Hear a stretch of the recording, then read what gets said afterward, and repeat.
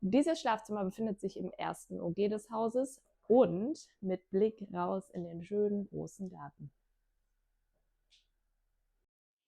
8 Quadratmeter mit Badewanne, großer neuer Duschabtrennung, Tageslicht und richtig großem Waschbecken.